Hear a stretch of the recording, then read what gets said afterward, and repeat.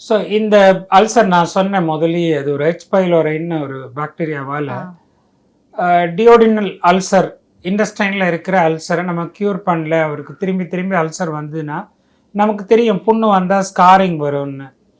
So இந்த ulcer இருக்கிறதுனால sometime அதுலேருந்து ரத்தம் ஒழுகலாம், ரத்த வாந்தி ஆகலாம், குடலில் ரத்தம் போகலாம், சில காம்ப்ளிகேஷன் தாங்க முடியாத அளவுக்கு வலி வரலாம்.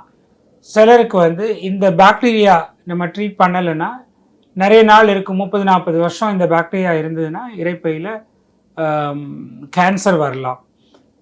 இந்த புண்ணு வந்து திரும்ப திரும்ப வந்து சுருங்கும்போது குடலோட அளவு சர்க்கம்ஃபரன்ஸ் குறைஞ்சு குடல் அடைப்பு வரும். அப்போ உணவு போகாது, நம்ம சாப்பிட்ற உணவெல்லாம் வாந்தியாக வரும். அதுக்கெல்லாம் நம்ம சர்ஜரி பண்ண வேண்டியிருக்கும். அதனால் குடல் புண்ணுன்னு சந்தேகம், வலி, அப்பர் அப்டாமினல் சிம்டம் இருந்துன்னா டாக்டர் அணுகி இருக்கான்னு பார்த்து வைத்தியம் பண்ணணும். இல்லைன்னா நிம்மதியாக இருக்கு.